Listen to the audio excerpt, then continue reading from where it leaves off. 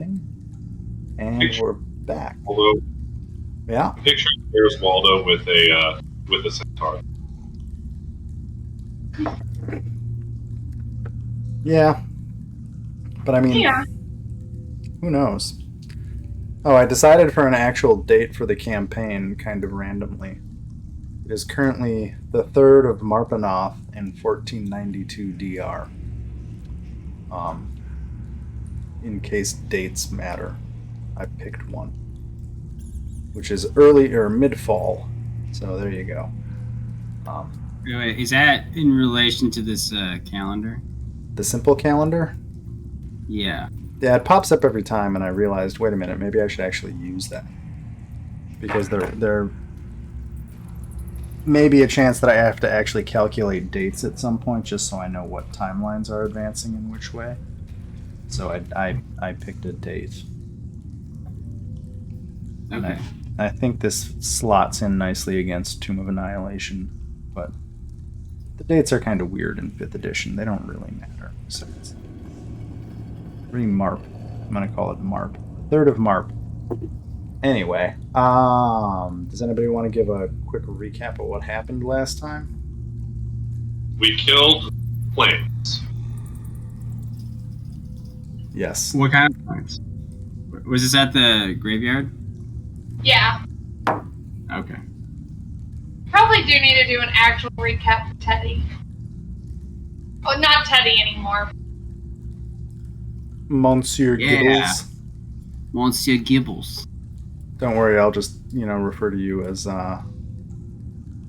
any of the multiple names I know you by. Right. We've got All names. Azora. Anyway. Belnice. Yazda. Oh, Belnice. I gotta remember Belnice. I might have use for Belnice later. Oh my god. Look, I might have use for Sereth later too, so, Anyway. Yeah, do you want to tell Teddy what actually happened? Or do you want me to recap it? Well, I was gonna say, we were going through, how we were walking through graveyard and stuff before, and we ended up going to the door and walking into this area where there was like the sarcophagus in the middle of the map we're on right now. And there was like one walking around it, and then suddenly we had other creatures, and that a lot of undead plant things. So kick the shit out. Gotcha. My bad. Hey. I did not get the time right. Hello. Hello. Sir Time Traveler. Whoa. What just happened? No? Can I not move you? No, you don't have permissions. I was gonna say, only important. There we go. I'm gonna have to go yell at Mr. Primate. And here arrives a giant centaur. Hey, Mr. Primate, I pay a lot of money to you every month. Make your server work. Can you give me priority tier because I actually make shit that goes into your modules now? Hey, Logan. Hi. Liz and I are pretty close to. By the way. Oh, yeah, we're gonna. You good? Oh. We're gonna do a long rest, so I guess we'll be fine. Oh. Yeah, I wasn't good. You left me to die with a plant. So you're cutting in and out a bit, but I'll just give for Larrikin and Teddy. Yeah, this is the second crypt in the City of the Dead. When everybody got in here, there was a creature thudding around the top of the central plinth in here, with vines growing into it from the ground. Combat ensued. It did a weird vine levitation thing and kept slashing people with vines, and summoned lots of other lesser plant zombie undead things. The party killed everything, burned the crap out of all of the weird fungal growth on the main plinth. then spent some time in the central coffin. It's basically a coffin full of fungal plant growth that it appears that low-scale fire is not strong enough to destroy. So I think the plan at the end of last session was everybody wanted to go back to Troll Skull, take a rest, and try and regroup and figure out how to deal with the massive fungal grossness inside this coffin. We didn't have strong enough flame. We're in Troll Skull now. People either. What'd you say, Gibbles? Are we in Troll Skull now? That's probably where we ended up, right? Like that's where we would we be decided now. we were going to go there, so I Yeah. would say Okay. Are these red guys the enemies, or are they friends? they were friends, All right. but they're gone by now. No? Okay. Yeah, they were. Oh, okay. I see. They were little mephits that Teresa summoned. They were actually pretty fucking clutch. They were holding it down. Yeah. We were really excited because they were little flying grenades, but then none of them died. So you know. Yeah, unfortunately. God, Anticlimactic send-off. Grim tried, but he just couldn't kill anything. He almost killed us. I went down. I mean, I wasn't even trying that hard to kill you. Come on. Yeah, we just didn't have a tank. Well, I was just upset because I actually had to heal somebody. Apparently, it's the first time she has ever healed anyone ever. Nice. No, it's the first time she's ever healed someone else. Important distinction. So I'll teleport you back to Troll Skull. It's about 3 a.m. For context on time. What time is sunrise usually? Probably like 7 or 8. Okay, I just wanted to see if we would still have time if we wanted to, if we could. Oh, well, no, since it's a long rest, we can't. Yeah, long rest is 8 hours. Yeah, I forgot. So we're out until 11 a.m., so that's fine.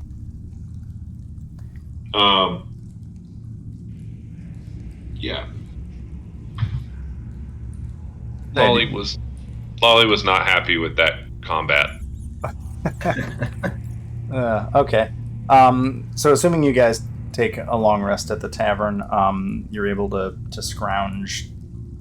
I mean, you've got it's not repaired yet, but you can definitely find places to take a rest and do so. Does anybody want to do anything in particular during the couple of hours of actual activity you get during a long rest? No, not really. I just want to rest. Yeah, I'm gonna say Gibbles just wants to take a nap. Okay. How does this work? Can I? Nope. Not that button. What in the shit? Never mind. Figure that out later. Close you. Go away. So Finished. once we wake up, Lolly wants to go see if he can find a hand crossbow. Sure. You can all go ahead and hit the long rest button on your character sheet. It's under your hit dice. That'll restore everything nicely.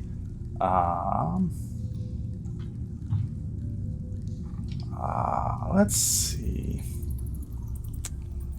Yeah, that's what I'm looking for. I just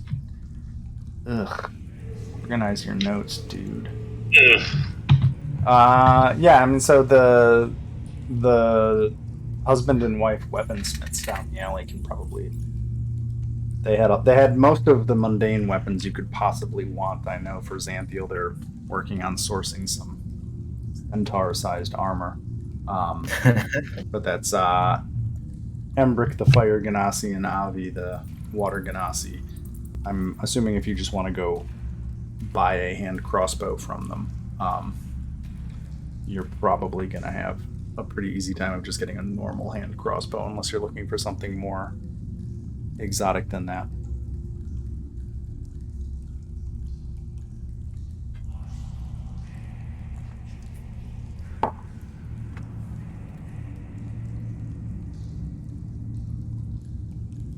Are you looking for anything crazy or just a normal crossbow? Or hand crossbow? Sorry, I was looking up armor for Alex. No, I'm just looking for like a regular freaking hand crossbow, specifically hand crossbow. Yeah. My compendium browser broke, so why? Oh, what? Should I'm so sad. be broken. Well, I can just go to the compendium. Ha ha ha. Hand cross. No? Crossbow. Oh, crossbow hand. Fine. It would be pretty cool, a crossbow hand. Right? Pew pew. It'll like sort out any kind of lunchtime arguments like instantly. So a hand crossbow, they're 75 gold. You can easily get one down the way. And Yeah, I'd like to get one and the associated crossbow bolts. Yep. Let me open your sheet. I'm just gonna... Okay, let's see here. I'm gonna take the money out of party gold, just cause. Because you only have 20 gold. I am far too delicate with far too low of an armor class to be standing that close to things again. Yeah, I'm just doing the bookkeeping real quick. Party loot. Ooh, you look weird. That's fun. Minus 75, will that work? Yep. Hey! Nope. It's mostly Lauken's money anyway, and I love spending Lauken's money. Okay, apparently typing negative in that field doesn't freaking work. So 3160 minus... I'm just going to say 3095. 3095 and call it a day. Now I think about it, a hand crossbow, I can also have a small shield, right? Martial range. You should be able to. It's only one-handed weapon, right? So Yeah. Crossbow bolts, I'm just going to give you some. I don't really care how much mundane things cost in that sense. Because that seems like way more effort to track ammunition costs than I care about. There we go. Ooh, can I change the quantity? Can I also go find some potions of healing? Specifically normals, like Liz has that she didn't use? Yeah, I mean, the apothecary down the street also has potions. Which type of potion are you looking for? She had plenty of normal ones, not as big a supply of the higher tier ones. Yeah, just normal is fine. How many do you want? 2. Da da da da da.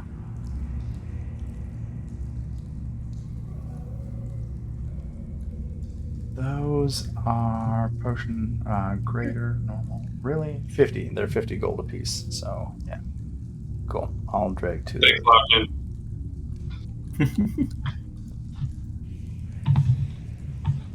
I gotta figure out a better way to do this. $29.95.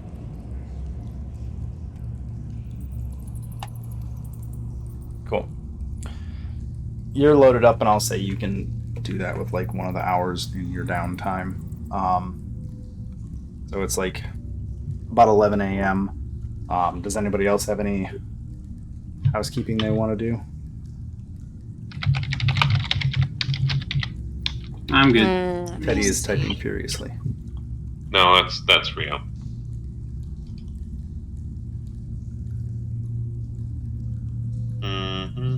But did I ever buy healer's kits? I think so. I think I did, right? I recall a discussion being had regarding healer's kits. I thought I added that to my inventory. Weird. I can have it. I can give it to you. Healer's kit. Did that work? So many things. Is it under tools?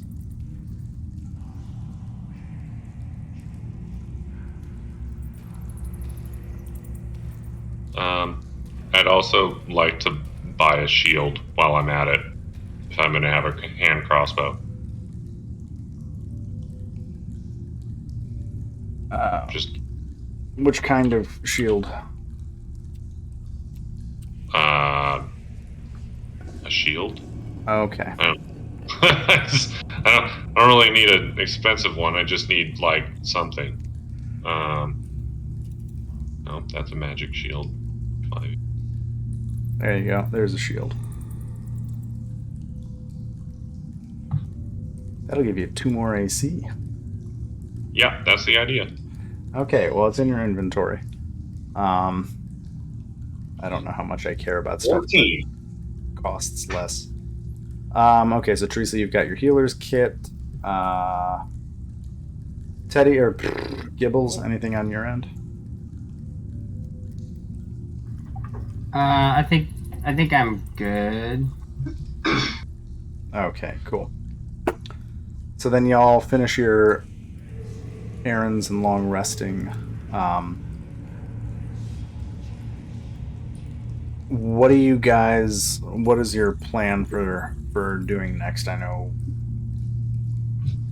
don't know. Yeah. I want I definitely wanted to go back to the other ones.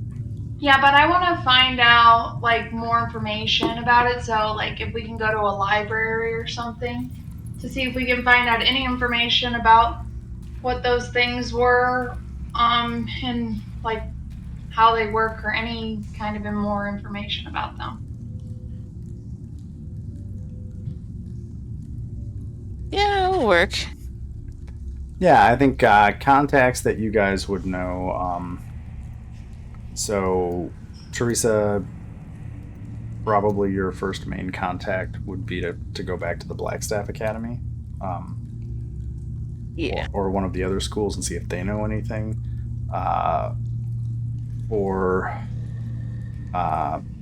Liz, I think you got a couple of options. There's Phaulkonmere House, which is where the kind of main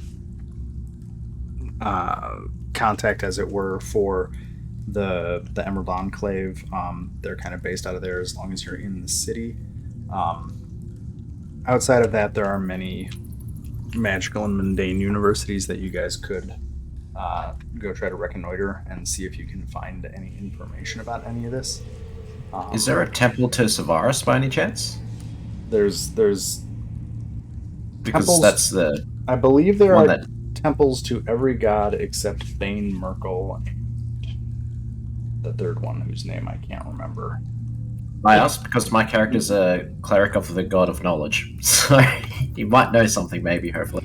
Go pray for intercession to give you info. Yeah, Yeah, pretty much. There's basically temples to all the gods here, except the 3 I mentioned. I think the only, yeah. Why do I never remember the third one? Bane, Merkel, and Shah, maybe? Because your brain doesn't the remember third it. one is Orcus. Orcus. Yeah, I yeah. thought people don't like Shah as well. Or is that... I would say probably not Shar. Yeah, now that you say it, I'm still learning my way around the pantheon, as it were. Sure, I only know it because of the recent fucking Baldur's Gate game, so... Oh god. Look, I did Pantheon research, just not for all of them. Kind of learned Unacceptable. the gods as I need them. Yeah. That's going to be an F on your homework paper, young man. Oh, well, okay, I failed. But yeah, there's definitely a Temple of Savras. You're gonna make me look up Savras, aren't you? That's Yeah, it's basically got a prophecy and or knowledge. Yeah. But, yeah. And travelers, of which Zertil is one. Yeah, so there's definitely multiple avenues. I would say I'd probably, depending on what you all want to do, I'd probably just say we can do some skill checks with some amount of time spent to see if chasing down those avenues gets you more information, and kind of go from there. Just because I don't have random maps of libraries and temples prepped. But you can definitely go to these locations. if you want to research that way. Liz will definitely want to. She'll want to go to the in town. First, she'll start with the Emerald Enclave place in town, and then if that doesn't work, she'll go to a library. Okay. So is everybody going to go kind of split up, go to their places, and come back? Is that the plan? Let's split up, gang. I mean, some of the people could come with me if they wanted to too. Oh, I mean, if I wasn't going to the Temple of Savaris, I probably would just go to the library just to be a dickhead because, I mean, it's a horse in a fucking library. It'd be great. I mean, I would probably go to the academy. Okay. I think Lolly would just tag along with somebody. He doesn't necessarily go to libraries. He's more of, I'm gonna go find a crime scene. Yeah. So do you want to go? Okay. So we've got Xanthiel going to the temple. We've got Teresa going to Blackstaff Academy to check in, and we've got Liz going to Phaulkonmere. Gibbles and Lolly. Do you guys? Well, so Lolly, you want to go with somebody. Who do you want to go with?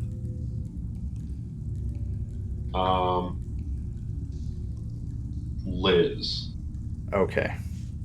Teddy, do you want to go with anybody, or do you want to chill? Well, what's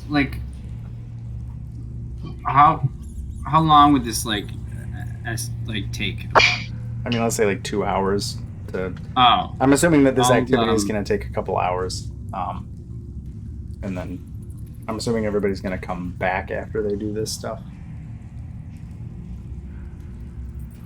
I think I'll probably just meander around town and see what's changed. I guess over the past 100, 200 years or whatever. Yeah, I think it's about 150, give or take. Yeah, I think I'm interested in just look. I'm gonna do a little sightseeing. And you've also got your great grandniece Elodie, who has given you a location. Yeah, where but the that's family's at. gonna be more than a 2-hour affair now, or not? Or you think I could do that? How about we do Teresa, then Phaulkonmere, then the temple, then you, and just see where we're at on time, just because I know Teresa needs to go to bed. Right. So let's just kind of I'm going to go through that order. Yeah. I have a note about who the person is. And of course I can't find it. Oh, Blackstaff Tower. That's what I want to look up. Blackstaff. Sorry, I've been putting everything in a new note-taking system. And it's good when I'm writing it. Yeah, there's our guy. Edard Schaff. That's who the guy was. So, Teresa, you head over to the Blackstaff Academy and talk. You kind of get in. The entrance to the Blackstaff Academy is actually pretty plain. It's attached to the Blackstaff Tower, which is where Varja, the actual Blackstaff, lives, but the Blackstaff Academy is basically on the same grounds. When you were here before, you were a little surprised at how small it appears to be for an ostensible academy. When you get into the front door, there's just a kind of a simple entrance hall with a lot of other doors all around it, and some of them appear to lead off into the building. Some of them, appear to lead off in directions that the exterior walls would not indicate that a room or hallway could be in that direction. But there is basically an attendant who's always present. And as you come into Blackstaff, the attendant looks up and says, "Oh, you're back so soon. Are you here to see Edard again?" I have things to research on. Is he here? He is. Let me just make sure he's ready to take an audience right now. And she flips through a book, reaches into a drawer, after reading the entry in the book and takes out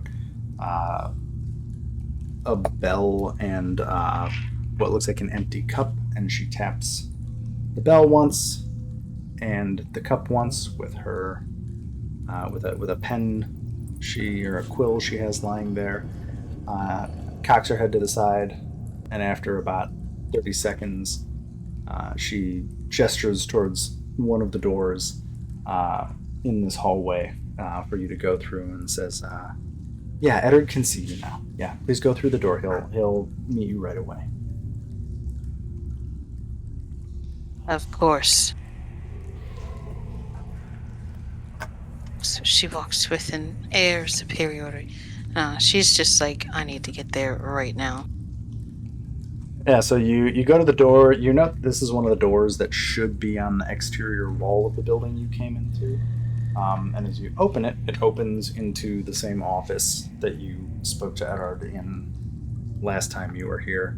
And he looks up from piles of books and paperwork that he is managing, and moves some space aside to kind of clear the pile in front of him so that the two of you can see each other across his desk, and gestures for you to sit in the chair across from his desk, and says, "Welcome, Teresa. You're back soon. Any updates? Any help I can give you?" Well, I have gone to the cemetery to do some investigations, and we've discovered some more information about what might be going on. I wanted to get your insight on it. Hopefully fantastic. What can you tell me? What have you found so far? I can see if there's anything that we know about that might match to what you found. We've uncovered multiple corpses within a certain area that seem to be growing this mold plant hybrid thing. Botanicals is not my forte, but from what I could examine of this thing, it seems like it was both arcane and natural in nature. Quite hard to describe, but as we search deeper into a particular mausoleum, seems as though we found a particular carrier of this plant thing. It was not quite a normal zombie, for it seemed to be walking in a particular path around a sarcophagus, which I assume is its former sarcophagus. But as it trailed around in this particular path, tendrils of this plant matter seemed to be growing and latching onto it as it walked by. So my team had quickly dispatched this creature and its minions, which seemed to pour out from the walls like crazy.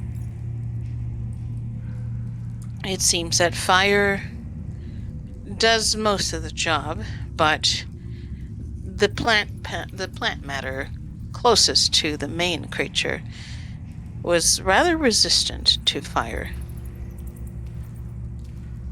Eddard considers all this is interesting. I mean, not in a good way, but still interesting. So is this? So it's necromancy, and I'm assuming some. You said, is it plants? Is it fungus? Is it trees? Do you have any better description of it? The lesser corpses were covered in fungus. The main creature had some sort of vines clinging to it. Okay. I'm trying to think. He walks over. There's a large card catalog sitting in one wall of what you assume is Eddard's office, and he goes over and he starts opening the drawers, and inside you can see there are just... Each drawer has hundreds of little paper slips in it, and he starts going through the drawers.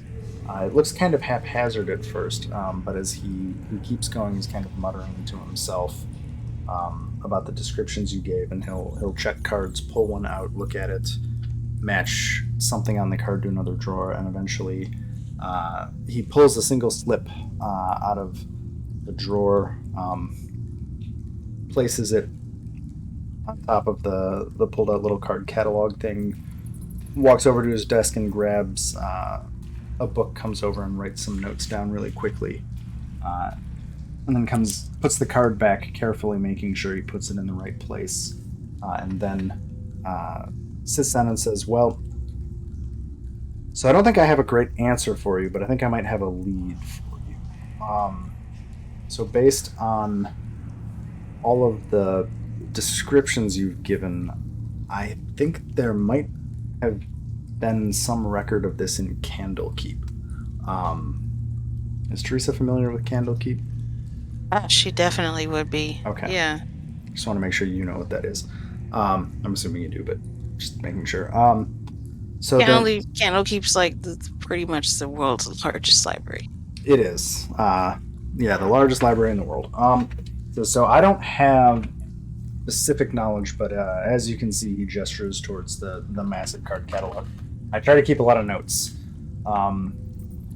My best guess, based on what you told me, is probably one of a couple of books, and he jots down a list of book names on a page in his book, and then tears it out and hands it to you. And there are 3 different book names. I'm going to come up with them later, because I'm assuming we're not going to travel to Candlekeep today. But he gives you a list of book names that he thinks might be relevant, kind of touching on the topics of necromancy and plant-based magical manipulation. And he says, I think if this is magical, those are the best leads I have. I don't know if I know anything more than that, but if any library has records of it, that's the place I would search, especially for something as obviously potent as what you're dealing with. There may be more information there. Well, Candlekeep did cross my mind a few times. If there's anywhere that you can find information about the most obscure pieces of lore, it's Candlekeep. And I'm sure you're aware you will need a book they don't have to enter. I'm probably telling you something you already know. But, so that's if you want to go there, step 1 is finding a book or maybe a couple that you think they might find interesting, and getting your way in. If you can get in, you should be fine to peruse their archives. In the meantime, I know that's a bit of a big undertaking. We do have a few other matters that we could have you investigate. You seem to have kind of taken to this one quite well. So if it's all right with you, I may send some more information over your way later today, once I can kind of write up some dossiers for you. Is that all right? Of course. House Portier is ready and willing to serve. Well, fantastic. I'll either send it by post, or if I need to use a familiar. You are staying at Troll Skull still? Unfortunately, yes. Okay. Well, fantastic. Is there anything else I can help you with right now? No, that'll be all. I must get back. And as you turn to go, he says, oh, wait, 1 minute. And he reaches into another drawer in his desk and pulls out a sealed scroll. And he walks out from behind the desk and hands it to you. And says, "Here, it's these are your official registration papers in the Guild of Magisters and Protectors for the city, so you may want to have that in case it comes up later." A passport. Well, you're registered. That way, if you cast a spell and somebody gets upset, at least you're doing it under guild business. Better than not, Thank you otherwise the very whole much. guild will come after you. No problem. Yeah, that's gonna be a problem. Well, good luck, and as always, if I have time, happy to talk to you. Good hunting, I guess, on the information. Of course, if it's urgent, I will send you a message. Otherwise, I prefer to visit you personally. Always best not to rely too much on our magical assistants.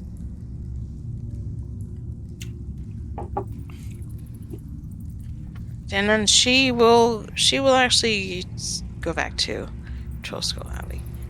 Okay. I think I have an idea that she can do while she's waiting. It's just to fabricate some chairs and shit like that.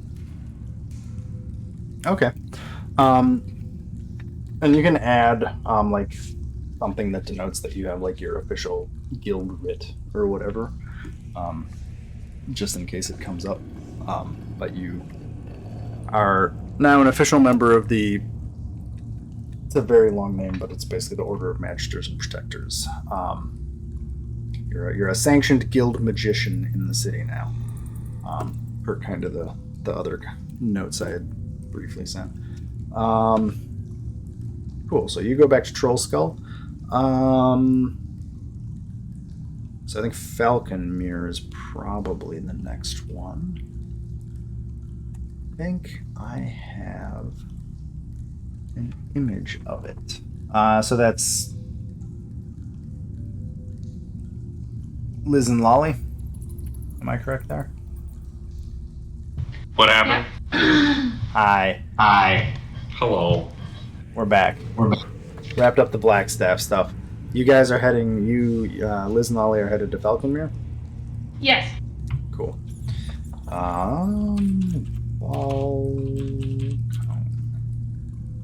Did I spell Falcon right? There we go. Whoa, that's not it.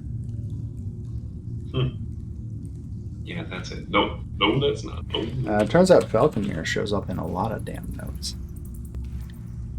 Oh, I gotta fix that shit. Cool. Okay, so I'm gonna show an image. Maybe? Share. Show players. Okay. Oh, there we go. Okay. Yeah, so kind of tucked in amongst not as nice houses, and just under the shadow of kind of a giant pair of twin towers. Oh my god, that's a horrible statement. A twinned pair of towers. There we go. So, yeah. Well, Too soon, Graham. What the hell? Jesus Christ, what am I doing here? So Phaulkonmere is on the south side of the city. Just to give some context, it is, if you look at the big map, if you care, Phaulkonmere is kind of right by the south gate, in that area between the Way of the Dragon and the High Road. I can activate the map and ping the general location. It's in kind of this cramped area. I don't know if anybody actually saw me ping that on the main map. But if you go down to the south ward, there's a little box that calls out a bunch of other places in kind of like a blow-up map. It's in that box. Okay. Yeah, so there's two interesting points. Like, as you guys are making your way down there, there are a twin set of ancient, couple stories tall, they look like old wizard towers. I think that actually both of you would probably know them. They're the Kolot Towers. They're just these decrepit towers that always seem to have somebody who lives there sometimes, and ownership is murky. And Phaulkonmere is kind of a block and a half south of that in this little walled enclave. And Phaulkonmere is beautiful. It stands out once you walk through the surrounding walls, and it is a nicely sized house that is beautiful, covered with flowers, vines, and plant growths.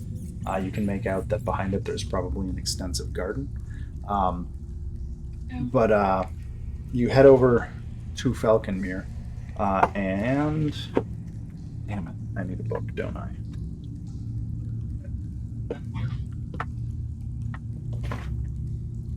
There it is. There's the book. Sorry, I have like 20 books in a stack next to me right now. Books. Huh? I said, but you don't even like books. I don't like them at all. I've been digitizing everything, but there we go. So your main contact that when you come into the city, Liz, is usually a groundskeeper at Phaulkonmere called Melanor Fellbranch. And as you guys kind of walk through the main gates, you can see Melanor working on one of the flower beds. And he raises his head and just kind of nods at you, puts his tools down, comes over and says, well, you've come back pretty soon. Did you resolve everything, or are you back with questions? Definitely back with questions. I wasn't really certain what we actually saw when we were there. And he grunts at this, wipes his hands off and says, well, maybe we should speak to the lady of the house then. And he gestures for you to enter the manor. And we'll just go right in and follow. Yeah. Did I ever make a map for Phaulkonmere? A lot of time getting art, but I don't know if I have a map. Nope, that's fine. Okay, cool. Yeah, so you enter in, and the inside of the house is beautiful. Obviously, this is some noble's house. I think, Lolly, you might vaguely remember the families that this house was attached to. It used to be owned by the Phaulkonmere family, hence Phaulkonmere. But it's kind of just being maintained as the Phaulkonmere family has died out. But as you enter the house and are in the main foyer, a voice emanates from seemingly the house itself, and says, Liz, I wondered how long it would take you to actually make your way through the house. Welcome. And I'll just thank you. I really appreciate the warm welcome. This may be a little confusing, the disembodied voice says. I'm Jareth, Jareth Phaulkonmere. I kind of am the house now, and the grounds. Sometimes that takes people off guard, but, life takes interesting changes, so welcome to the manor. What brings you in? What can I help you with? Well, we were just over in the City of the Dead, and it seemed like there was a lot of undead activity going on, and we managed to fight one of these, I'm not really sure what they were, these plant creatures in one of the big crypts. And so I was just I thought, what better place to see about exactly that, plants and things related to it, other than to come here, of course. And especially something that I didn't recognize or have any idea about. And you feel kind of a breeze rustle through the house, and some creaking. You'd swear it was almost as if the house was a person you were talking to. They would have been taking a pause to think. And the voice says, "So, undead plant creatures, that's definitely not the natural order of things. Definitely not. And there was a lot of plant. We looked inside of the actual sarcophagus where it looked like things were coming from, and we couldn't tell how far these plants, but they had obviously overgrown and gone pretty deep. And so we weren't sure about that either. So almost as if the infection, for lack of a better term, had spread up into the coffins from somewhere below? Yes, that's exactly what it looked like. Well,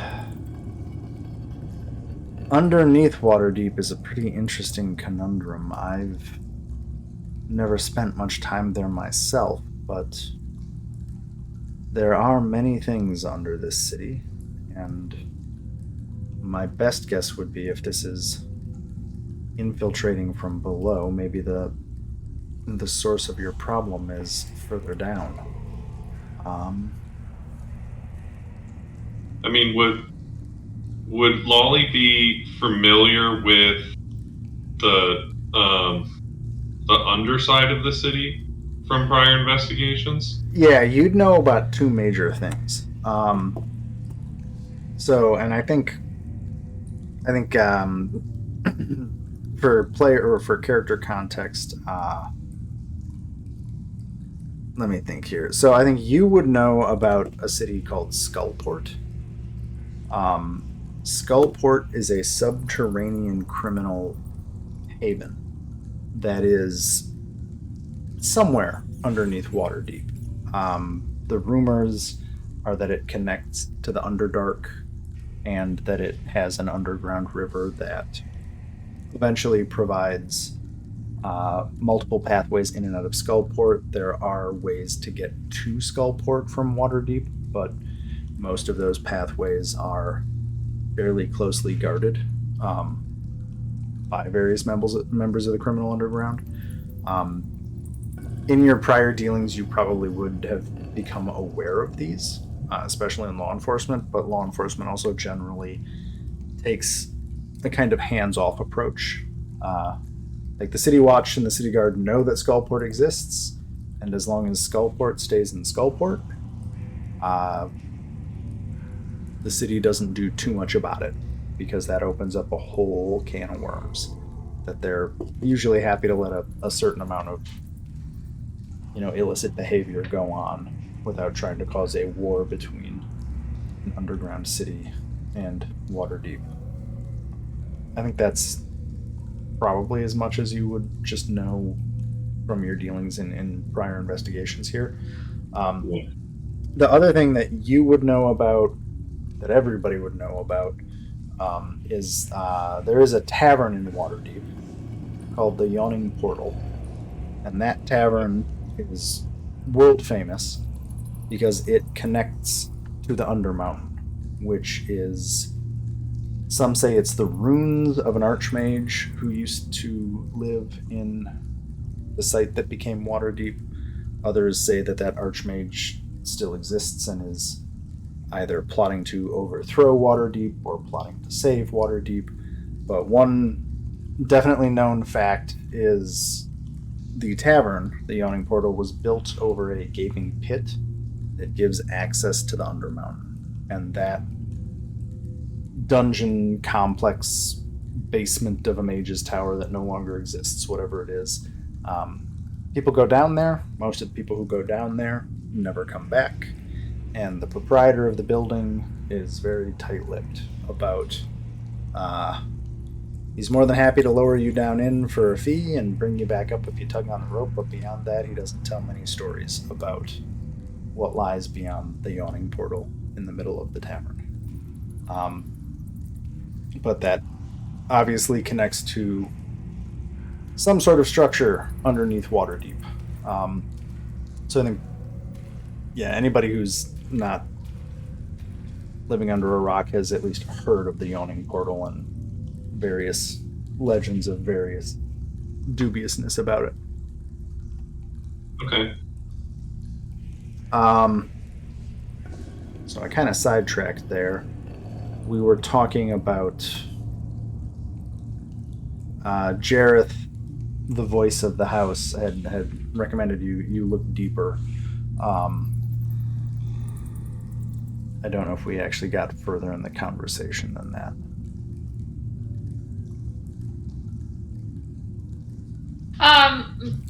Yeah, I was just waiting to hear if he had any more information other than just being deeper. I'm just really patient, and I just for a long pause, and then I'll say, "I appreciate your." He doesn't have anything else to say, right? She. Jareth it's a female voice. But Jareth says, I don't.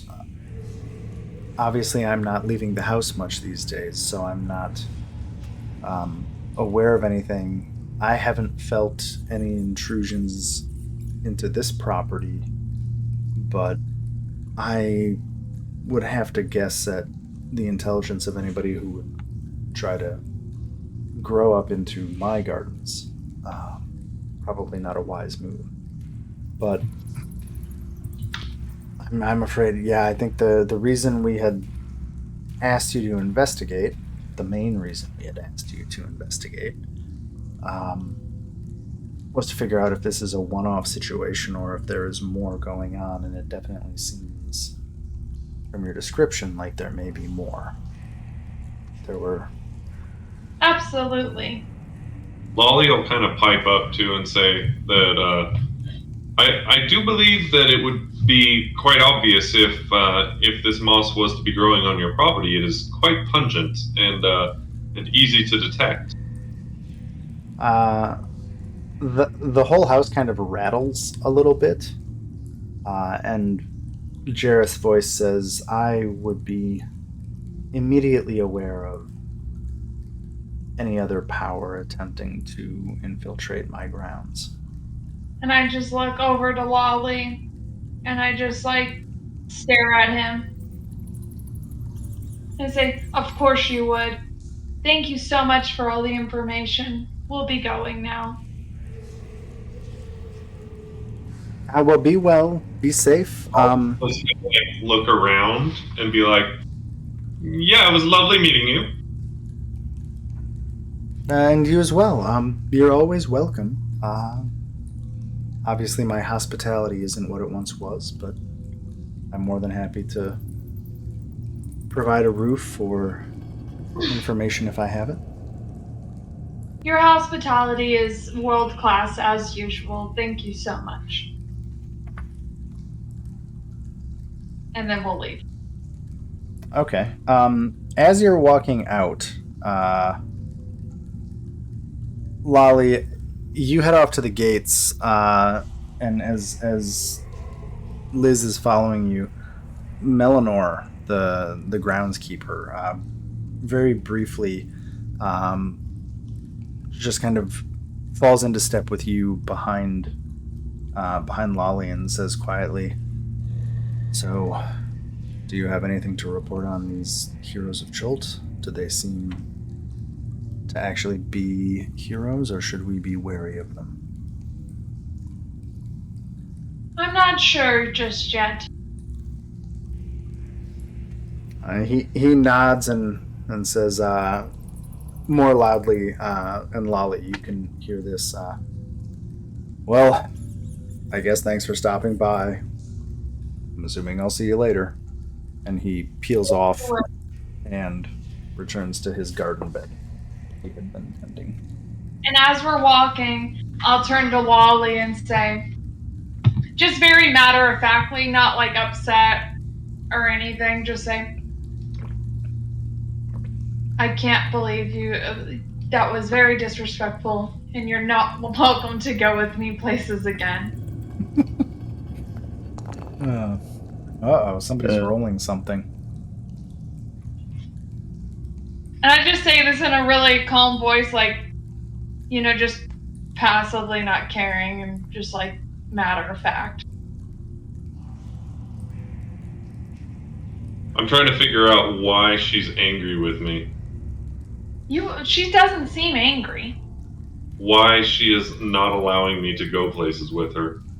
Because the reason that Lolly would be doing that is because he would be suspicious about not being invited somewhere again. I mean, I'll let you two resolve that. I don't have to resolve that. That's not my job. I mean, he didn't ask me a question or anything. He's just trying to figure it out. So I mean, I'm not going to tell him anymore. I just like it. To me, it should be obvious, like why it was so disrespectful. But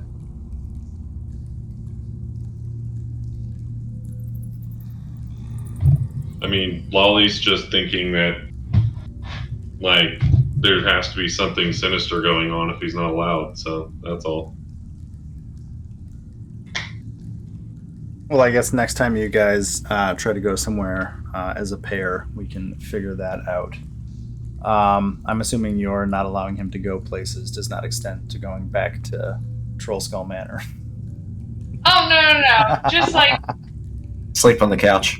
for me, it would just like normal places and Waterdeep would be fine, but like nothing that has to do with the Emerald Enclave ever again would I allow him to go. But I mean, I'm not going to tell him that. I'm just saying.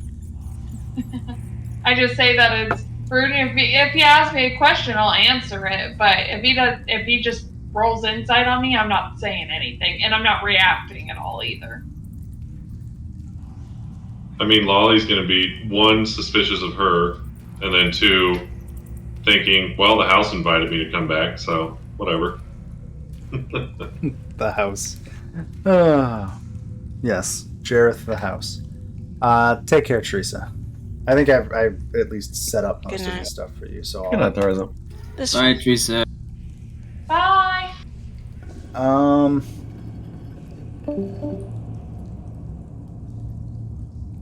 Okay, so Gibbles here, just kind of wandering around, getting your bearings on the city. Yeah, I figured since it's been 150 years, I'm probably very curious as to what's happened. And since it's only gonna be like 2 hours, I'm just gonna walk around. Yeah, so I think. So the giant statues. The first thing you notice as you're wandering around is that all of the giant statues that make up the unique landscape of the city, these being like multiple 100 feet tall frozen giants basically, they're all in the same place that you remember them being in. So you assume that nothing caused the Black Staff to activate those statues in the century and a half or so that you were gone. So you can kind of assume that Waterdeep's been at least not in total war since you left. Beyond that, the streets are all the same. All the streets you remember growing up as a mischievous scamp and burgeoning businessman. All of the streets are the same. Most of the street signs are painted nicer than they were when you left. You notice that the guard seems to have maybe more formalized, or not the guard, the watch. There seems to be more watchmen than you recall. I think major differences to the city. You do see lots of signs, posters, etc., broadsheets, it seems to you that Laryl Silverhand? Which silver? There's so many silvers in 5th edition. There's so many NPCs that have last names that start with silver. Silverhand. She's Silverhand. I got it right. Silverhand. Yeah, I thought it was like Laurel Silverhand or something. Yeah, it's Laryl Silverhand.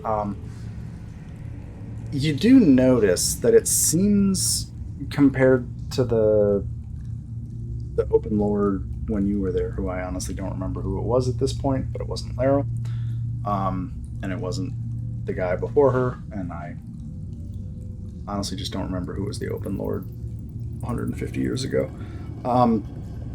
You see a lot more visible kind of publicity of Laryl than you recall there being in your day. It's not necessarily like a good or a bad thing, it's just you notice that like there are posters and broadsheets that seem to make it very clear that Laryl Silverhand is the Open Lord of Waterdeep. Beyond that, is there anything... Go ahead. All right, a couple things. One is, so was Laurel Silverhand, was she the leader when I was, like, from my normal time period? No, I believe I'm noticing that she has more publicity now, or is it's a different person? It's a different person. I may change this in the future, but I'm pretty sure the Open Lord when you were there was a paladin of some description. Okay. I have to dig back. I'll have to dig back, but I'm pretty sure that long ago it was a paladin, whose name I can't remember. Because there's the Open Lord, and then there's the Masked Lords, and nobody knows who the Masked Lords are, and then there's all the nobles. So yeah, I'm just pointing out that it seems like when you were there, the Open Lord was had been around for quite some time and just was the Open Lord. You do know from your prior conversation that Laryl's reign as Open Lord started a few years ago, and the prior Open Lord, Lord Neverember, left. He's not dead. He wasn't killed or anything like that. He was simply ousted, and so it seems like maybe Laryl is trying to, either the press or Laryl are making it clear that she is the Open Lord right now. This sounds very sinister. I'm not trying to make it sinister, but it's just like it's very obvious that like if you walk down the street, you know Laryl's the Open Lord, and that was not something. It's just different. It's like, wow, this lady really seems to want people to know that she's the Open Lord. And then I'm assuming. I mean, I obviously, like, being from here, I know that the guilds are long-standing and the nobles are pretty set in stone, but I imagine that there's been no, like, updates to that at all. Like, the guilds are still the same guilds, and the nobles are still, like, the same nobles. Like, there's been no upheaval or change. I mean, like, walking around, yeah, you notice the signs and the seals of the guilds you remember. Okay. Actually, you're probably a guild member, aren't you? Probably. Let me look that up. What, I don't know. You would technically be a guild member. Probably not of the Carpenters, Plasters, and Plasters Guild, but... Oh, I have a document. I'll have to look through the massive list of guilds again. Guilds I think I of remember what? looking at guilds. Because you're a merchant. Yeah, there's so many of them. Most careful order of skilled smiths and metal forgers. Most diligent league of sailmakers and cordwainers. Merchants. Where's merchants? Sellers? I'm just trying to see if there's one that makes sense here. Because that would be fun. Gosh, there's so many.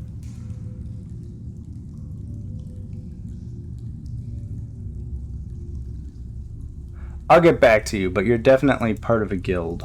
I just have to figure out which in this incredibly long list of guilds you're a guild member of. Do you want to be part of the Dung Sweepers Guild?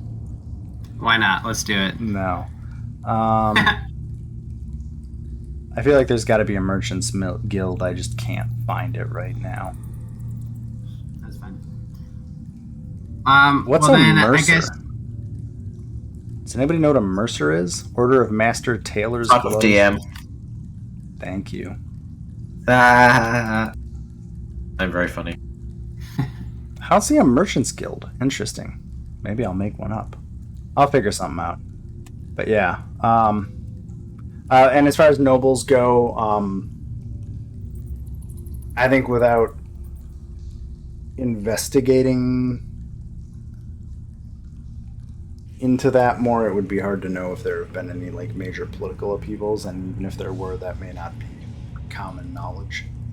But there's about there. I mean, when you left, there were about 100 noble families, give or take, like greater and lesser noble families. In your time, it was very difficult to become a noble. right. And walking around the city, you don't see anything to indicate that like that has changed in any way. You don't see a whole bunch of new nobles walking around. Basically, you catch one or two noble parties traipsing around, but you would also recall that some nobles are very ostentatious about it. Like they will walk around with part of their allowed armed guard. There are other nobles in the city who literally just walk around as people. So there's a pretty wide gamut of how ostentatious or private the noble families are. So, and trying to dig into that would probably take some legwork, or at least some time going through records or getting drunk with people and asking what happened. Okay. Well, I guess that's it then. I guess I'll just I'll head back to the house, but I guess Monsieur Gibbles is feeling a bit you've been gone for 150 years, and it seems like a lot of things haven't changed. So the thought of change and like working your way into this noble elite or making a name for yourself seems like, oh, it's been 150 years, and it still seems like nobody's really changed it, at least visibly. And so I think he's feeling a little lost a little bit at the moment, but he'll head back to the house. Okay. I think that's everybody. Cough. Oh, Xanthiel, you went to the Temple of Savras. Yep. This is why I said I think it's everybody. Wow. How do you spell Savras? Savaras. Savras. I think as it's said. S-A-V. Yeah, it'd be S-A-V-A-R-S, wouldn't it? I would assume. Savera. What? No. God damn it. No. I have to look up Savera. 5e Pantheon. No, Forgotten Realms Pantheon. S-A-V-R-A-S. Faerunian Pantheon. Let me look him up. I'm getting there. Savras.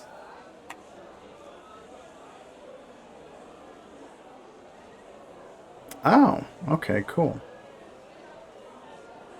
Well, that's not useful. Lawful neutral. Fun.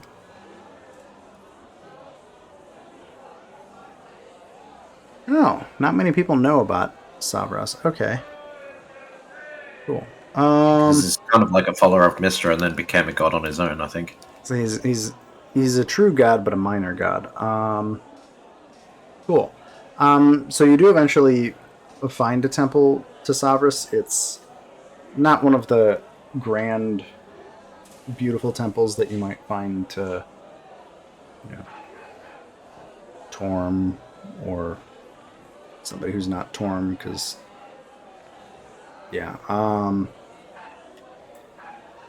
Ilmater. I'm blanking on god names right now, so I'm going to stop. But you do eventually find it's kind of a humble building, tucked away. Let's say that it is in the...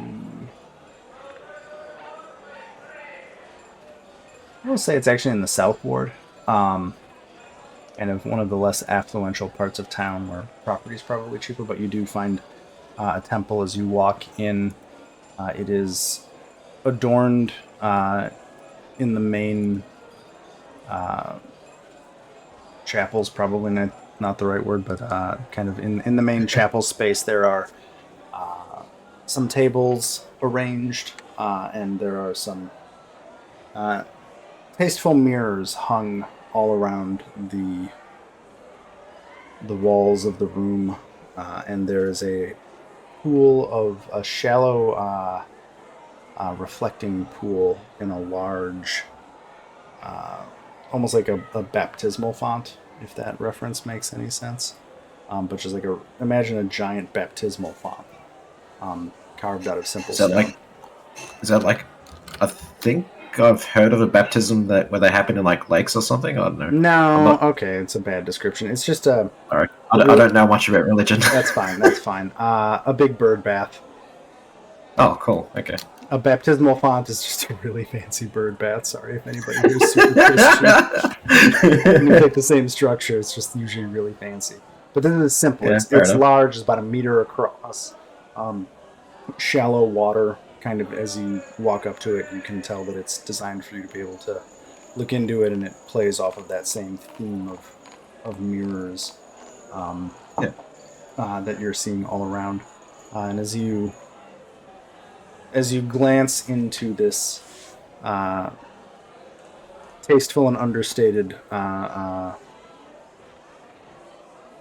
pool of water, a man in simple robes comes up behind you and says, "May I help you?" Yeah, so I was seeking answers, if I could possibly find them, regarding undead horror in the city. And the individual raises an eyebrow and says, "That's quite an answer to be seeking. We may be able to help." Are you a follower of Savras, or? I am, and then I show him the holy symbol. Oh yeah, you probably have that just on you, right? Giant cleric. She's a cleric, sorry. He doesn't know you. Yeah, fair enough. Retcon that. He does notice the symbol of Savras on you, because I'm just blanking in my brain. Right. Kind of sprung it on you, so. Well, if you could tell me a bit more about what you're seeking, maybe we will be able to find out if the All-Seeing One can help us. Could I just, fast track a description of, what happened in the... Yeah, it's fine. So the robed man, his eyebrows kind of arch higher and higher as you tell the story. I don't know, are there rituals that these guys have? Well, most of them seem to be capable of augury and things like that, but... Yeah, But it wouldn't be a whole lot different to what Xanthiel already does, so... Yeah, I'm trying to think. I was about to say thinking on my feet, but I'm sitting down, so I'm thinking on my butt. Yeah, he takes your description in, moves over to the pool, and he chants. You think he's chanting an augury spell. It's in a different language than you know. But it seems to follow the same kind of cadence and structure, and the gestures are similar, if not the same as the ones that you learned. So you're pretty sure he is trying to ascertain some information. Is summoning a demon, I have to stop him. Yeah. And a Baylor shows up, rolling a character. Damn it.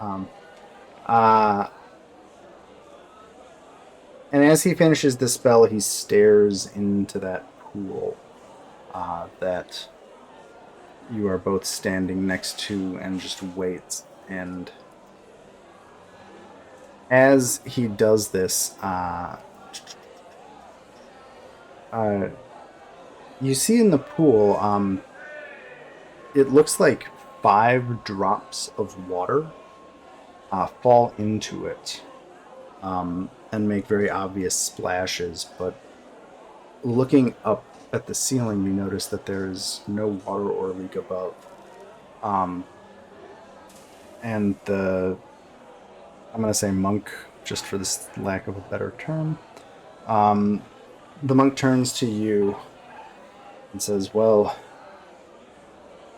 I can't say that was a very helpful message, at least given what you've told me, but the number 5 seems to be important to whatever it is you're seeking. Maybe that means that there's 5 of those creatures still remaining. Or something. Not 5 sure. creatures, 5 days, 5 levels, 5 seals. Who knows? Not all of the answers Savras gives are obvious at first glance. I wish I had a better image for you, but I think the best I can tell you is to keep the number 5 in mind as you learn more about what's going on. That's fair. Also, slight out of note, do I have a journal, a character journal in this, in the 5e game, or? It's a good question. Yeah, that's good. Player journals. No, you don't. Let me make you one. Journal name, Xanthiel. I guess I could do that for everybody now, couldn't I? Let me just do that real quick. Lolly.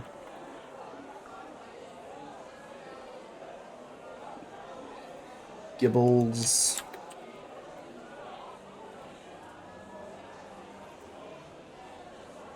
Liz. I mean, I'm here. Liz is making tea, but I don't know where Gibbles is. I think he died. I'm right here. No, I'm talking out loud while I make journals, where if you guys want to use the journal tab and actually write notes, Excellent. you can. Oh, I've do had that. a note thing, but that sounds good. So let me just, I just made them, so now I'm going to assign permissions to them. So wait, which Xanthiel goes to Phaulkonmere? Owner? Changes, Gibbles. Sorry, that wasn't clear. Gibbles is that. I guess Lolly and Liz just go to the same person. That's you, yeah. Rio. Liz goes to Rio. Oh, do you need my full name for the address thing? What? This is just a save the date, so no, but we will in the future. Yeah, let me, because I'm literally aware of it right now, let me just send you my name. I realized that earlier. And your wife's name. Ooh, okay. Joe. Where's Joe? There you are. And Rachel. Boom. There. Sent you. Thank you. My name. My name. Now it's my name. I've taken it. Aha. Oh, I'll probably have to cut that part out, won't I? I try not to actually say my full name. Yep, you did it on the internet. Yep. Now I'm gonna shit. fly over to America and stalk you. 1 hour and 19 minutes. Note. What? Why? 1 hour and 19 minutes. Cut name. Cool. As long as I'm going to cut it, Owen, they haven't told me when the car's coming yet. Okay. They said a couple of weeks probably, so I'm hoping that means soon. But it was supposedly built the 15th. All right. The local guy is waiting for the Towson guy to tell him when they're going to physically get it. So as soon as I know, I'll let you know. Wait, what is it? Okay, yeah, sounds good. That's car stuff for me. My new truck should be here basically right after we get back from vacation. My new truck should be here basically right after we get back from vacation. We might have new cars at the same time. Yeah. Kamikazes or something.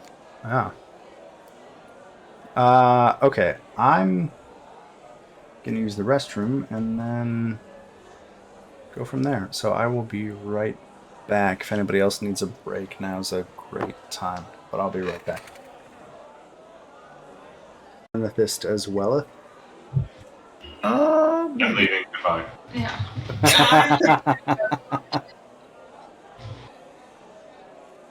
You don't speak ye olde American? Ye olde languagey, G-American? where we spell S's with F's because it looks really funny. Exactly. Because So why else would you do? it was too expensive to have an S and an F on the print type.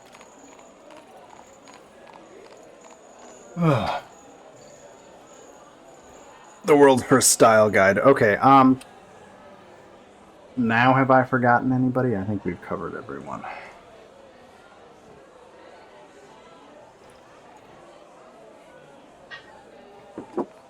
Or did we actually lose Lolly and Liz? No, I'm still here, just Lolly. Okay. I'm here. He'll be back in like 2 minutes. Okay, cool. I don't know what life. Oh my god. Ugh. I really have too many books lying on the floor. I don't know that that's possible. I have like 2 APs, 3 rule books, 3 modules for 3 different game systems sitting next to my desk right now. I need to put them back on the shelf. That's a problem. I have too many books. Anyway. I still don't think that's possible. When you move, that's when it's a problem. That is true when you move. I've literally, every time I've moved my books myself to not get charged the weight. Oh. Because you're like, well, that's going to be a problem. That's going to add $300 to the moving costs. I guess I'll just put them in the back of the car on a couple work nights when I commute to the new place from the old place. Yeah, books are expensive to move. Anyway. Good thing you don't like them. Yeah. Oh, hey, I can cheat. When I get the letter from you, I can look at the return address and send you those Eve books. Eve books? Yeah. I still have both Empires of Eve bonus copies. Nice. And I said I would give those to you like 2 years ago, but I haven't done it yet. It's not fucking amazing. Okay. Blue just sent me the Eve Vegas info. Is that this year? Yeah. When is it? October, I think. Mid-October. Oh, man. I don't know. I think I'm going to Steel City, and then I think the weekend after that I'm going to my 20th high school reunion. So, might be capped out on weird travel expenses. Anyway, the game that we are playing. So y'all get back to Troll Skull Manor. It's about 3 in the afternoon at this point, let's say. And as you all are regrouping, does anybody want to share information, or are y'all keeping it close to the vest, or how do you want to communicate what y'all been up to? I'll tell them my incredibly detailed information. It might take me most of the afternoon to explain it, but you know. I actually didn't hear your information. What happened? There were 5 drops, and we should keep an eye out for the number 5. Okay. 5 is the number. 5 is not the loneliest. I got nothing to say about my trip. I just walked around, so. I mean, Lolly will point out that there's 5 of us. Hey, Ooh, that's a point. that's fun. Very mysterious. You should be a prophet. She pats Lolly on the head. No, I just, like, investigate things and make connections even if there shouldn't be connections. It's like She we still have a pats him on the detective head. here. I will assume that Teresa shares the information about potentially finding more information on the magic involved at Candlekeep. Does anybody here not know what Candlekeep is? I mean, I don't know it. Would Lolly know it? Yeah. So I think our characters would definitely know it. yeah, your characters don't. So Candlekeep is a library run by an order of librarian monks, I guess. It's the greatest library in the known world. It'd be like the equivalent of the Library of Alexandria. I think it's a couple days south of Waterdeep, but I would have to double check exactly what the geography on it is. But it's on the coast. It's on the Sword Coast. I believe it's south of Waterdeep. It's not hard to get to. The only interesting thing about Waterdeep is that to get into Waterdeep, or not Waterdeep, Candlekeep, everything's so similar. Sorry. To get into Candlekeep, you have to present them with a book that they do not have in their collection. And if you present Candlekeep such a book, you are allowed entrance to the monastery library and access to most of their books. So if you want to do like deep research on something, Candlekeep is probably the best place. But anyway, and so you would have all heard of it. It is famous. Outside of that, yeah, for Teresa's bit, her contact at the Blackstaff Academy was unfamiliar with the magic, but assumes he had a couple of books that he thought were maybe the right way to go if you wanted to try that particular route to figure out what's going on. So if you want to follow up with that, that is an option. Yeah. I'll make sure everybody knows that it was brought up that the fungus or moss or whatever it was seems to be growing up from below the city, and then fill in my knowledge of, there is a city under Waterdeep, and it's generally run by not so wonderful groups of people who potentially would know more, but it would be potentially dangerous as well.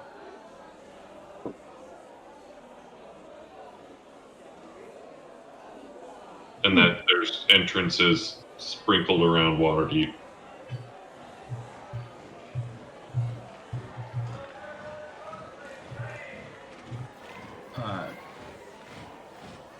Duly noted. Oh, and the yawning portal.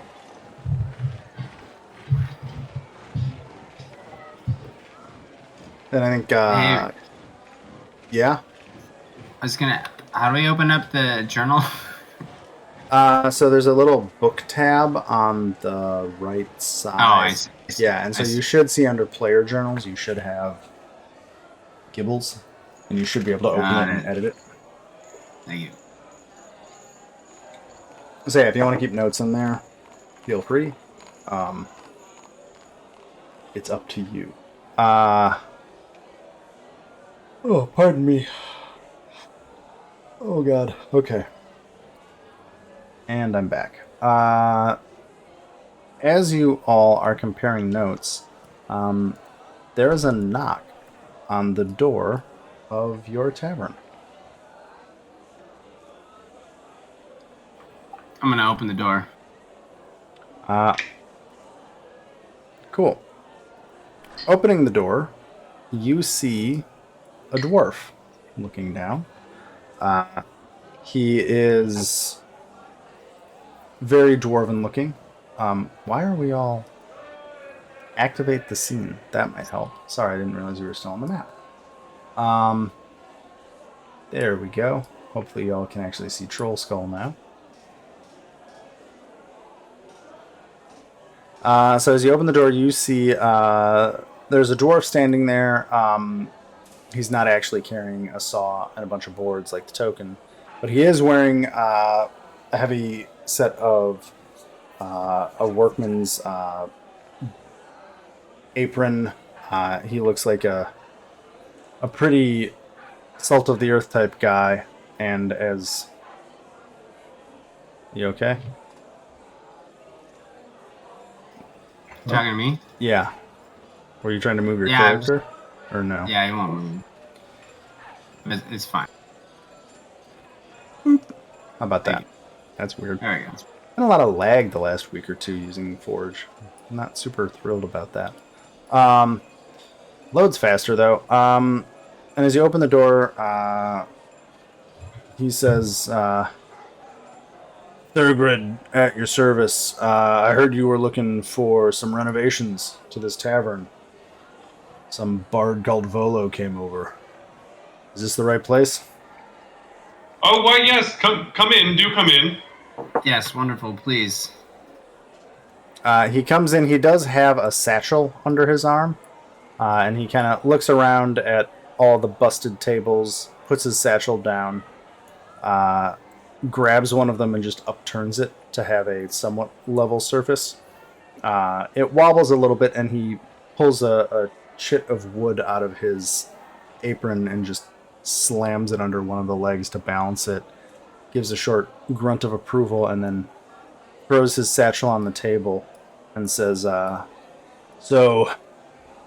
This property's been through some times. He just glances around.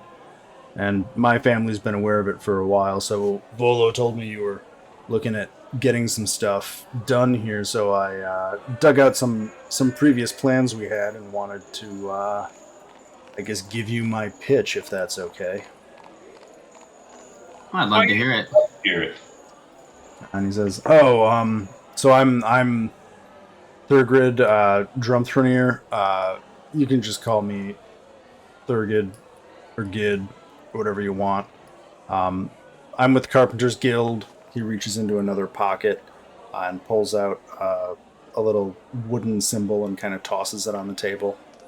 So, fully licensed work. You're not going to have any issues if you work with me. But let me get some of these plans out, because I think you got a couple of options here, and this place could be livable, or it could be pretty nice. It's kind of up to how much money you want to spend. And I'm gonna drag something over to my stream.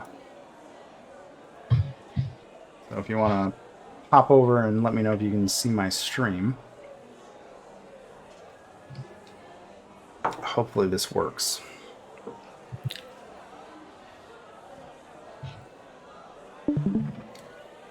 Looks like the full house. It does look like the full house. Cool. Okay. Give everybody a second. The power of computers.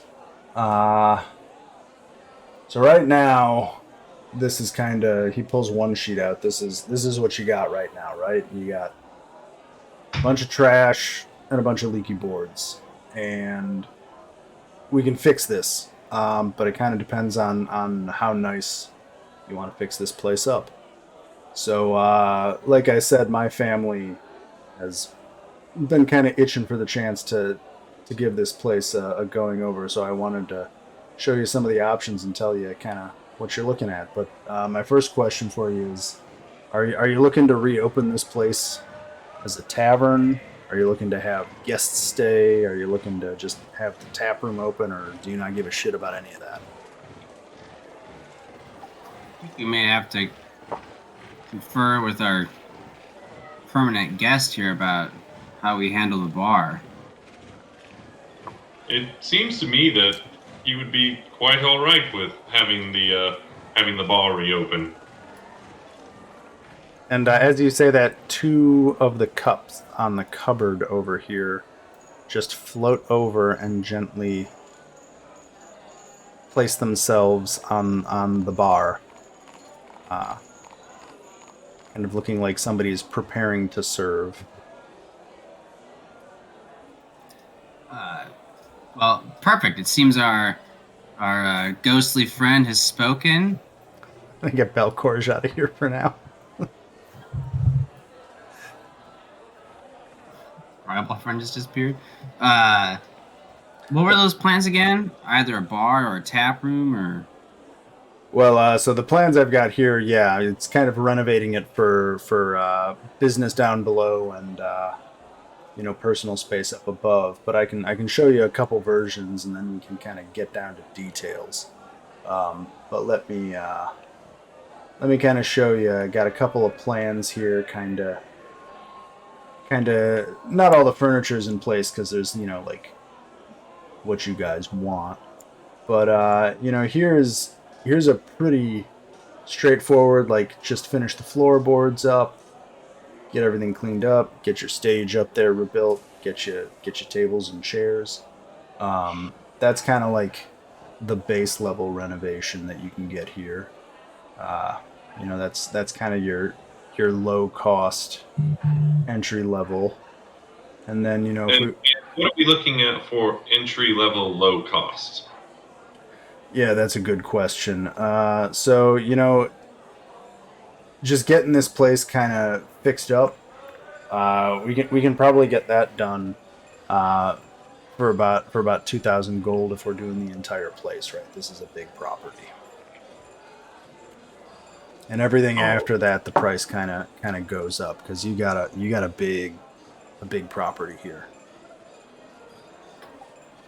I'm sorry, you said how much gold? Kind of the base, just just kind of whatever lumber we can find that mostly matches. That's about 2,000 gold to get the floorboards redone, some basic furniture in here. All right. Well, what are the other options? Just out of curiosity. Well, we got some others. Let's see here. So we took the liberty of drawing out kind of a nice, like, these are just the structural plans, just to give you some idea. But like, this is kind of a nice herringbone pattern on the floor. That's probably another couple hundred. And then we got a lot of options, but kind of to show you the difference between a bunch of these. Like, here's just your straight floorboards, some basic beds. We can figure out how you want to use all the rooms. I kind of figured this room up here looks like it's probably a library or a study. I don't know. It's really up to you guys how you want to use the space. But then we got the herringbone up here, and then we can get even fancier, right? Like, we got some parquet action over here. That's kind of a step up from the herringbone. And then we got, let's see, we got a whole bunch of different, like, colors and finishes. You can get all sorts of crazy stuff, but kind of the base level is about $2,000. We can look at, like, tiling in your kitchen. Like, this is a nice checkerboard pattern. Some of the nobles really like that marble checkerboard. If we look at this other one, this one's just simple slate. That's not quite as expensive. So it really kind of depends what you guys want to see, and if there's options here that you want to play around with. I can kind of show you some other stuff too if you have something in particular you want for your house. So Lolly would kind of look at the others and look at all the plans, and I would definitely like the crosshatch one that's on the top left. Nope, go to yes, that one. Sorry, yes, that one. The teakish looking one. No, the one that the actual building that's to the right okay. on that screen. That. Pulling back the curtain, this is my map making software. I figured. So yeah, Lolly would like that one. But then, first of all, he would also try to convince the representative that he could get a better deal.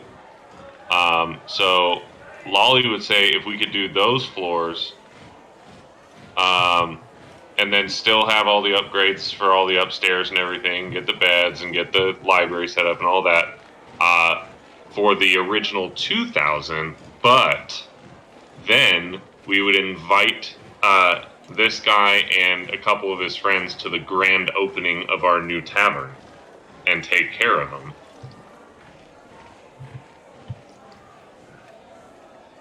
And see if he'd go for that. Give me a persuasion roll just to see how well you try to convince him. 23. 23. Wow, that's a nice bonus. So he thinks about that for a minute and he says, well, I don't think we can do it for, the same 2,000, but we can probably, that top floor you're looking at there, that's probably, it's probably about $3,000 once we get into it. We can probably knock some of that off if we have a friendly relationship on, occasionally coming over here and getting maybe the first drink of the night free. How about 2,500? He thinks a little bit and says, that can probably cover the floors and the furniture. We can probably come to an agreement there. Of course, there's other features that I haven't covered off on yet. I was just trying to get on the basics of it, but I think 2,500 we could get the basics set up with that nice herringbone. Assuming, of course, we get that drink now and then. Oh, of course. Of course, you're always welcome. First drink will always be on the house. Don't worry about it. And he smirks a little bit, and then he says, so we can get the basic furniture in. We'll get the herringbone done. Is you all in agreement with that? No. Yeah. Do Xanthiel or Now, Liz how care? much? Don't know. I don't think she would have been much for taverns, so. She's neutral. Liz just said she doesn't live here, so. Fair enough. Yeah, I was like, Liz doesn't live here. She doesn't really care. She's just been sitting at the bar not doing anything. Cool. Wait. Why I asked him, so I heard you say nobles are interested in this checkerboard design. How much extra is that supposed to be? Well, this basic bit here, I think we've agreed on the 2,500 for kind of this layout. So that's including the checkerboard. Oh, it's including the checkerboard. Yeah. Fantastic. Now where it starts to get interesting is we can get your tables, your beds, your chairs for the tavern, and we can get some nice stuff up. Like you got right here, you got this nice kind of den area, so we can probably get that done. You got your little library thing over here. I guess the other question, and I might have to get to some of the other guilds on this because I'm the woodworking. But are you guys looking for carpets in any of these rooms? Are you looking for any embellishments or extra stuff? Because that's where we have to start. Like, I want to be up front, right? Like, each guild has their own thing, and I'm happy to kind of coordinate some of it. But if you want more than just the woodworking, we're going to have to kind of figure that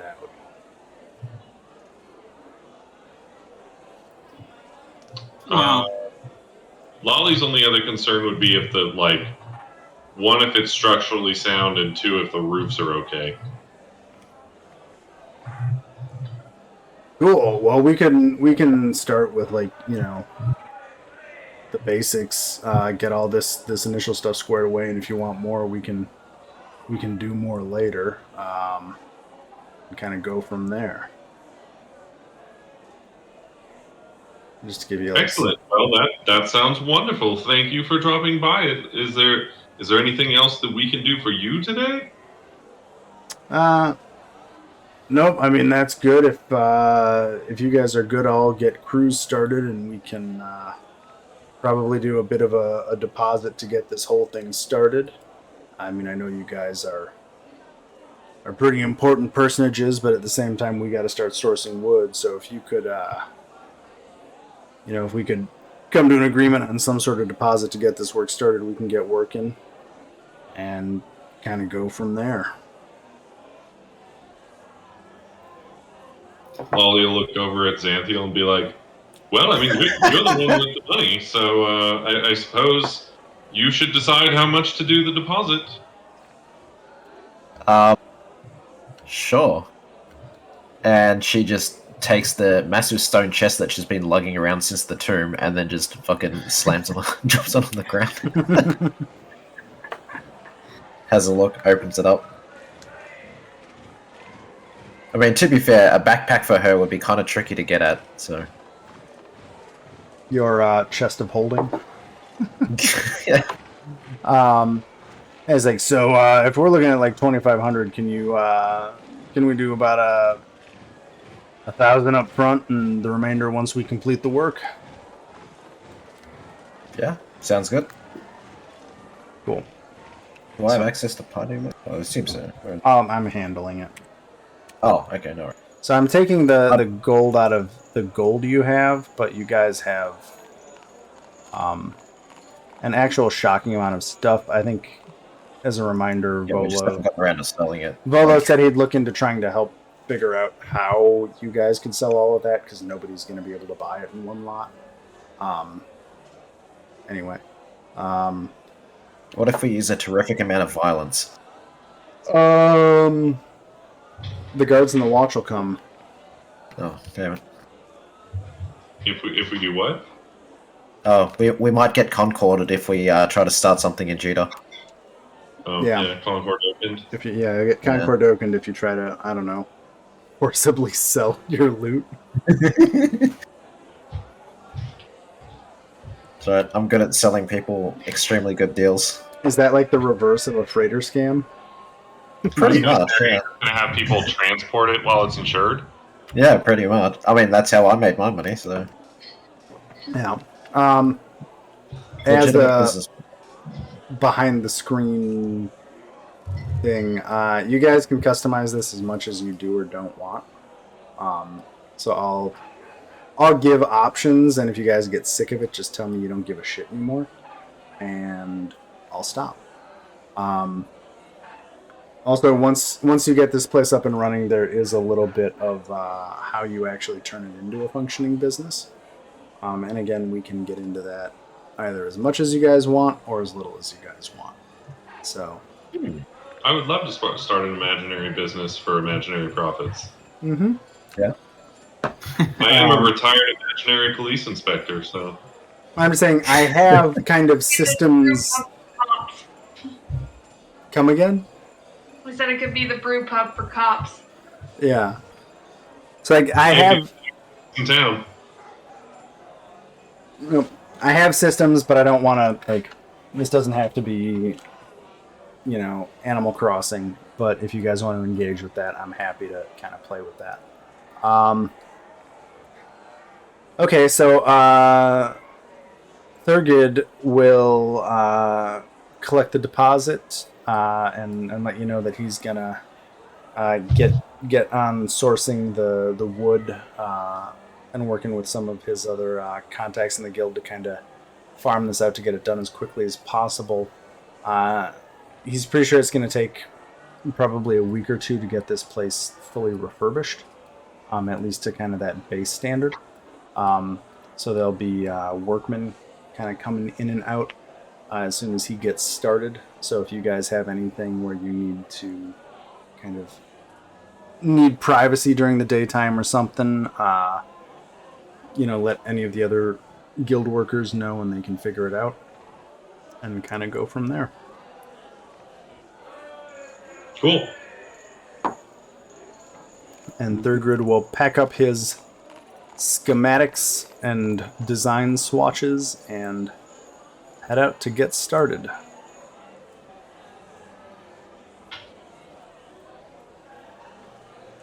Cool. Okay.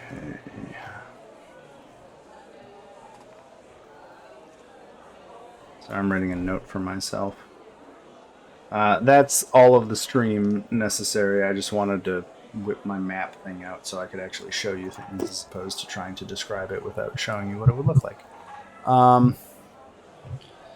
And as he leaves, the two cups on the bar, those of you paying attention, they float up into the air and clink together in kind of a cheers and are then returned to the shelf behind the bar.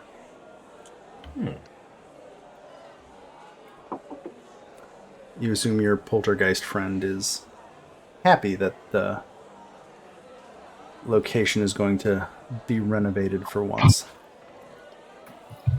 Hey, one of these days I'd like to get to know who this poltergeist is. I cast Turn Undead. No. On his way out, the shelf like a gets friend, knocked but over. we don't know anything about It's a him. big mess. So yeah, it's about 3:30 in the afternoon at this point. I think you guys have various leads on the undead situation you can follow. Does anybody have anything that I've forgotten about?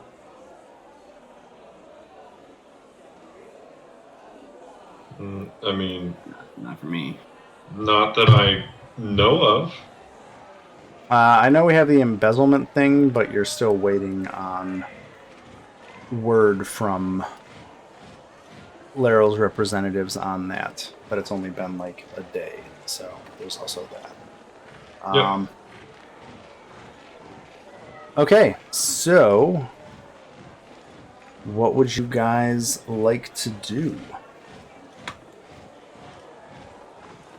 Well, what time is it now? It's about 3:30 in the afternoon.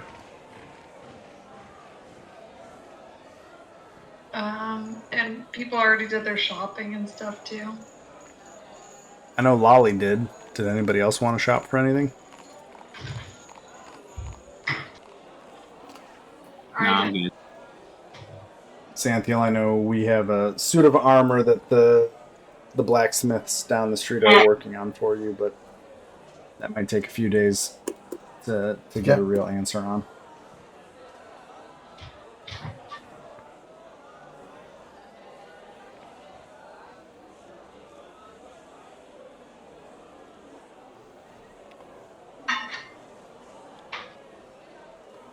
Well, I'm down to head back to the graveyard, if that's what people are thinking. Well, I mean, we can say, well, what do we think is going on? I mean, we haven't talked about that. Like, with all of the information we all got together. It's a good point. I don't totally remember everything that was said about what happened, so Well, ours basically like, oh, we were told that it has to do with something underground, more than likely. as in the the Undermountain or whatever it's called? So there's Possibly, yeah. there's Undermountain, which is the legends are that it's the rumor of the Archmage Hallister's wizard tower. The Yawning Portal, and this is all stuff that people would know. So the Yawning Portal is built over the Inn of the Yawning Portal is built over the ruins of Hallister's wizard tower, which fell down centuries ago, maybe even longer. So access to Undermountain, the Yawning Portal, is probably your best guess. As far as Skullport, which is the criminal underground, that's a separate entity. Lolly, that's what I was telling you about. So that would be trying to figure out if you can find anyone who knows how to get to Skullport from Waterdeep. I think those are the two known underground locations that you guys would have some way of knowing about. Gotcha. Yeah, but that's all we really know is that it's probably not something above ground, and so we might be looking at something that's underground, and so if we just keep going back to the city of the dead, it may not do much other than we just keep going back and killing things. It's my take on it. And so there were 3 locations that were rumored to have weird stuff happening. You've been to 2 of them. The third one I don't think you guys went to, just to remind you of what was going on there. Yeah, what did Xanthiel learn? What did you learn, Xanthiel? That the number 5 is really important. That's really important. Okay. And then what did Teresa learn again? So her lead was based on the creatures you guys fought. Her contact at Blackstaff Academy basically searched his notes, and kind of in a more academic sense, he recommended a couple of books at Candlekeep that might be relevant to explaining. Basically, sorry, my brain is shutting down. Basically, he referenced 3 books that he thought Candlekeep had that may have some sort of answer to the magical forces involved, based on the description that Teresa gave him.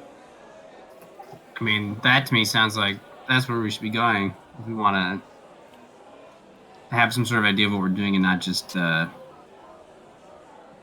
meander in the dark. Yeah, probably true. And go ahead. We have to basically exchange a book for a book, right? To get entrance to Candlekeep, you need to find a book that is not in their collection. So basically, the toll to get into Candlekeep is a book they don't have. Well, I did bring back quite a few books from the Tomb of Annihilation, and I like to think that they may not have some of those That's right. lost You books. have a whole stack of old history books, don't you? I knew that would come in handy. I didn't even think of that. That's good. I don't think Monsieur Gibbles is a voracious reader, but he has a sneaking suspicion that these are books they may not have. Or at the very least, they may be interested in them because they were just hanging out in the library of the Tomb of Annihilation. Let me find a map real quick. Candlekeep. I just want to find out how far away Candlekeep actually is. Just so I can give you... Oh, cool. Well, for the first time in my life, the Sword Coast Adventurer's Guide is going to be helpful. Yay! as soon as I can find the damn map. Okay, so it's in the Western Heartlands, which is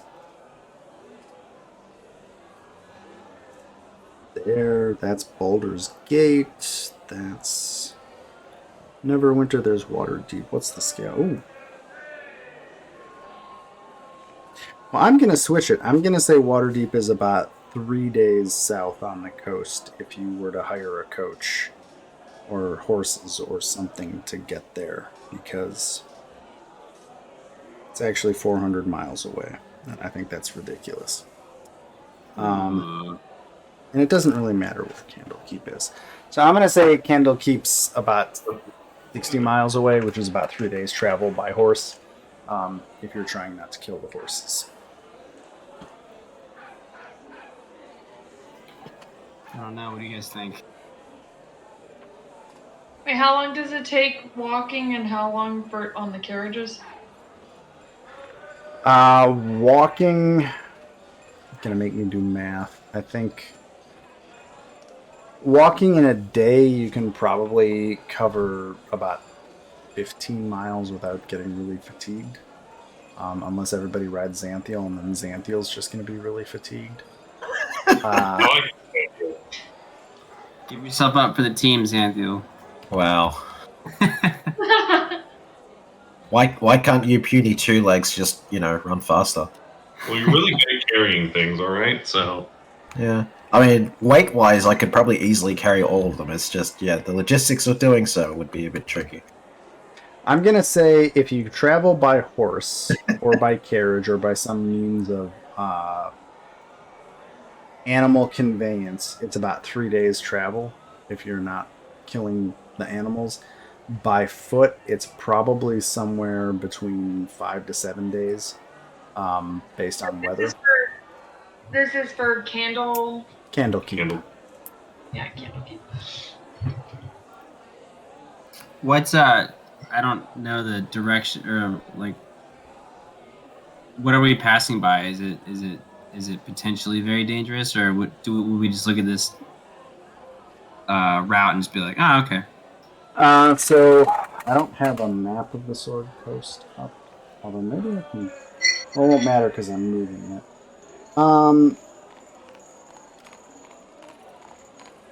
I'm just looking at the map. So it's between Waterdeep and Baldur's Gate, which, if any of you look at a map of the Sword Coast, don't worry, I'm moving Candlekeep. So most of the pathway down there is pretty straightforward. It follows a large road called the Tradeway that goes southwards for about 100 miles. At one point, you will have to break off of the Tradeway to travel through a forest called the Trollbark Forest. So named because the legends say that there are trolls in it. You would be traveling on a road to Candlekeep because there is a road to the monastery. But safety is not... On the Tradeway, safety's probably not too big of a concern for you. Like, there may be some low-level banditry. But going through the forest, you may or may not encounter anything on the way. But then once you get past the forest, you're on the coast again, and at the monastery. So, overall, the risk doesn't seem terribly high. As long as you stay on the roads. If you leave the roads, that kind of changes things completely. Okay. Because on the Sword Coast, each major city is pretty good at securing itself and the places around it. Once you get, 20 or 30 miles from the city, things can get a lot dicier. Well, so with all this talk of traveling down to Candlekeep, Lolly's going to suggest that in any good investigation, you want to have as much information as possible before you go and try and put the clues together, and would suggest that we go to the final point on Liz's map to see if there's anything at the last point that would give us any extra clues. Sounds good to me. Yeah, I'm fine with that.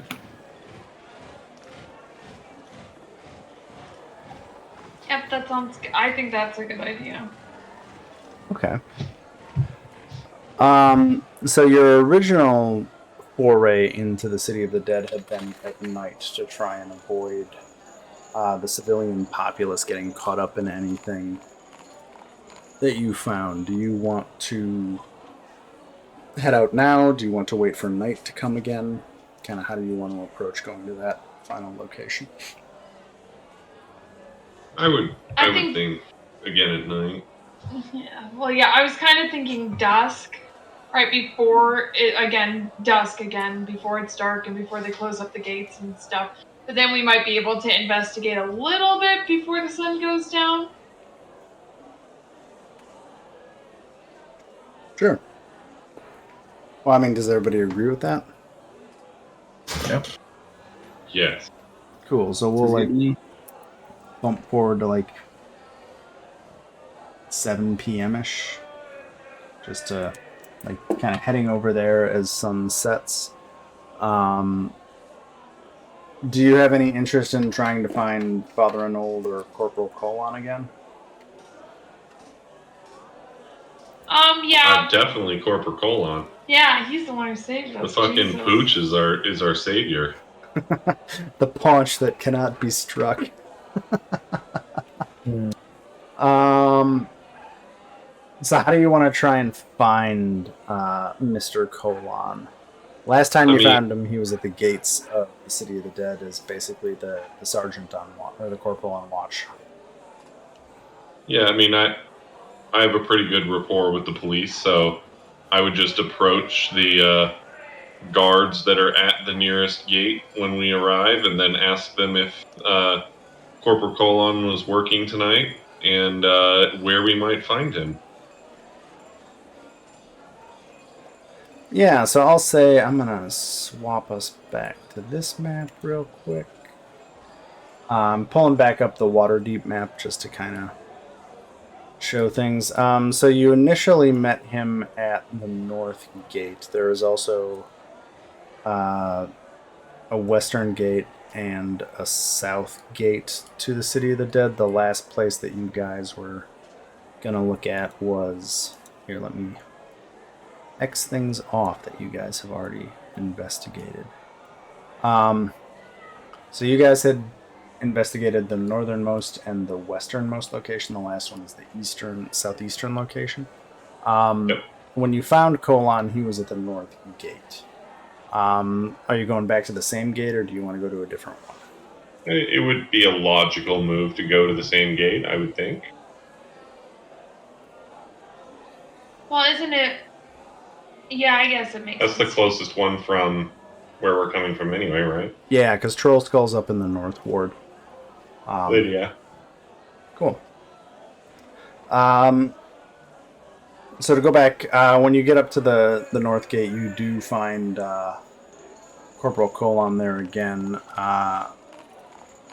As you approach, he sees you guys, sighs, and as you come up to him, says, "So I suppose you want to go to the last place?" Why, yes. Would you mind accompanying us?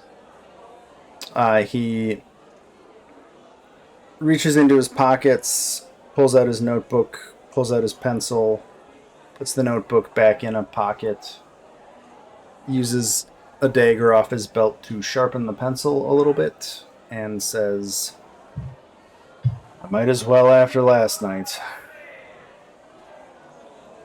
Excellent. We appreciate it, sir. So, By the way, Laukin, I recruited a fat guard that was a great, stand-in tank for you. Nice. he was shockingly amazing at not getting hit. He had a really, hilarious, just brutally long and pointless battle with one of the plant things. Oh. He didn't never get hit, but he would only do like 5 or 6 damage, and then it would heal 5 damage every turn. Oh, awesome. Yeah. It was this endless fight where Corporal Colon is a very rotund individual, and it seemed like he was outbatting the. It seems vaguely familiar to our last Fist tournament where it was just the tank and me against a pack of fucking monks. Oh God my damn god, that fight, man! it. I did not like an hour. It was like in 2 hours almost, that fight. Yeah. That was the whole session. I did not plan for that. Anyway, that's the Saturday game where we had a really, really, really, really, really long fight. Oh. Anyway. You mean like our final boss fight that took like 3.5 hours? Kinda. So mainly the only one that could hit it. So the fun side note about the Pathfinder group, when they fought a Sirak, they killed him in a round and a half. Because they got, 6 crits? Yeah, we did 380 damage in one round. It was just like, oh, So there's a just kind of 20, there's a 20, there's a 20, there's a 20. Jesus Christ. And then got like a 20 on his fucking reaction because the Sirak moved, and that was a mistake because then he got fucking crit by a Barbarian. No, he tried to cast Time Stop. And oh, right, yeah. Arm got a crit on the Time Stop attack of opportunity, which means I lost Time Stop. So that was a fun boss fight for me. Oh yeah, that was a real pain in the ass. Yeah, in the alternate, got a max time stop for us. Yeah, in the other fight, he lost the Time Stop and got crit in the face. Which, ripped me running that boss fight. Anyway, that was a good moment for me. Okay, so you guys want to head to the third location as dusk is setting. As you approach this tomb or crypt, it is a very ornate but small crypt, and as you get closer to it, you can see that there is a stairwell going down. It is immaculately clean. Somebody is maintaining it. And the family name inscribed upon the crypt is Leonte. So just over the stone lintel of the entrance to this crypt is just the name and crest of the Leonte family. Gibbles, you don't recognize this family as one of the noble families you know of. Okay. So it looks like a noble crypt, but you don't recognize the name of the family, if that makes sense. And I think that's what you see as you approach this crypt. Can you repeat the name one more? Leonte, Leonte. Are there any people around still? At this point, everybody is pretty much either left or is in the process of leaving the City of the Dead as it closes at sunset. Okay. Lolly would like to search around and see if there's any evidence of, like, shenanigans around. Like, go down the stairs to the first door and see if there's, pry marks or if there's any kind of intrusion. Yeah, so at the top of the stairs there is a wrought iron gate. It is currently closed. Investigating it a little bit, it does not appear to be locked. It's just shut. And there's no signs of any... It basically looks like somebody's upkeeping this crypt very well. Like, better than most of the houses and buildings that you've passed. And definitely, like, there's no stray weeds, there's no vines growing on this crypt. The stairs beyond the wrought iron gateway look like they've been swept or otherwise kept free of dust and debris. Okay. I'm going to roll an investigation check to see if I can decipher or uncover any clues.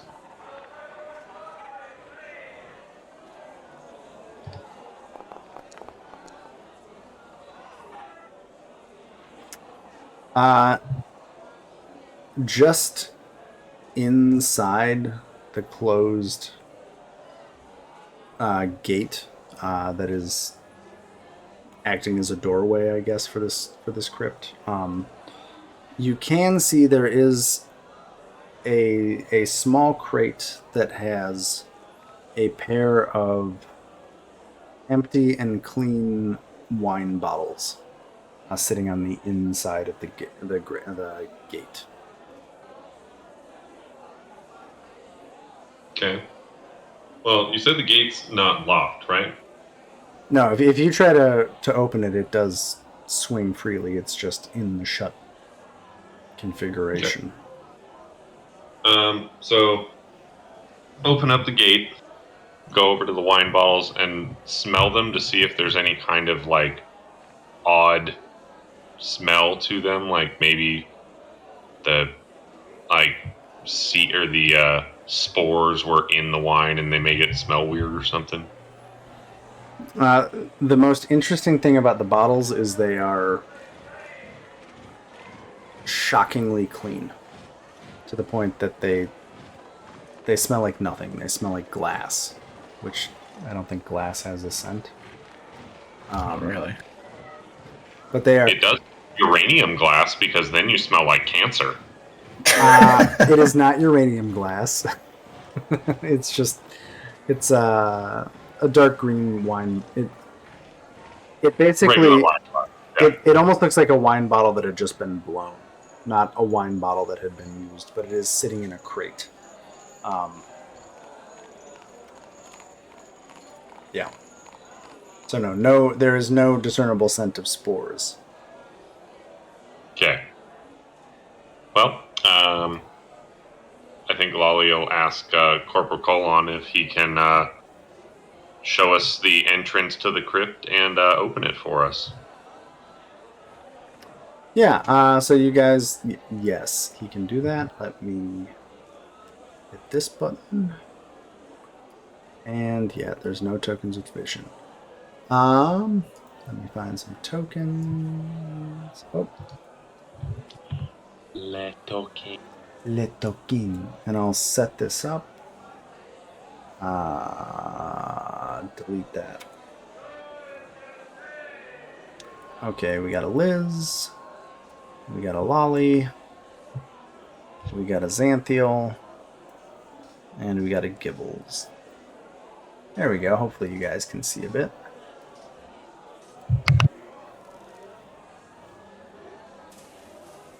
Are you guys able to see some stuff on the map at this point? Yeah. Okay, so as Colon opens the main gate and walks down, as you descend into the crypt, there is dim candlelight that you can see in at least a couple different places. There's some candles that are lit just at the bottom of the stairs, and then there's a large archway. I don't know what... There's weird jars in this little entrance area, but they don't matter. The large archway in front of you, that is just an open archway. There is not a door or a gate there. And you can see a large pillared room beyond. There are faint candle lights lit in various places within that room. So, just for the sake of the way the map works, assume like this lever and these weird jar egg thingies, those aren't there. It's just on the map that I found that I liked.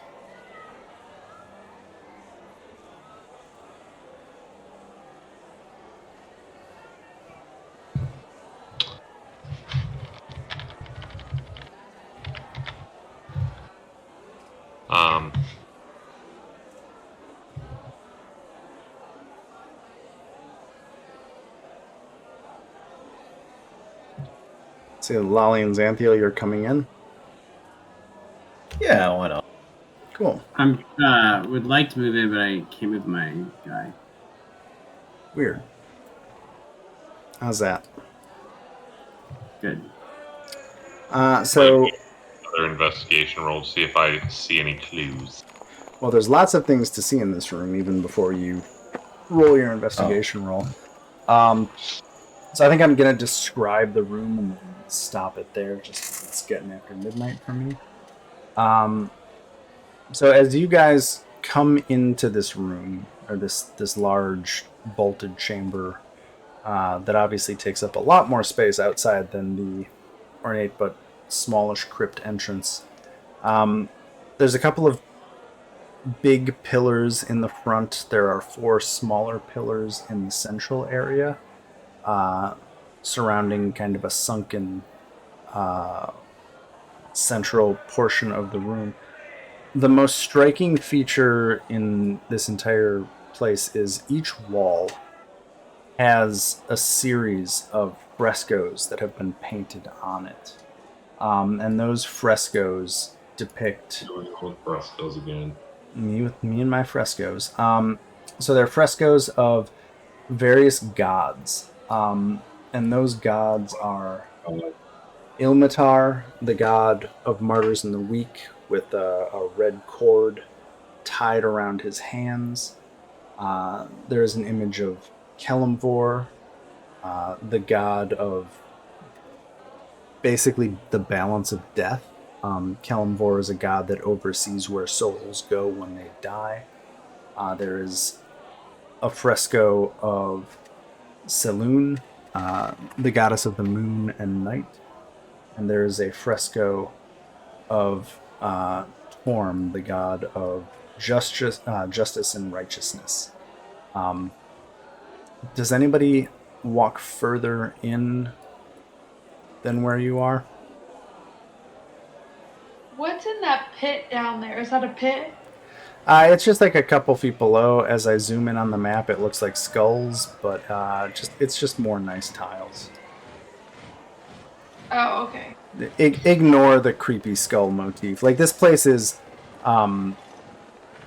it's nice. Like, this almost looks like a temple, more than it looks like a creepy crypt. There are a quartet of coffins or sarcophagi on the far eastern end of the room, but the rest of this room is basically dedicated to intricately carved masonry walls.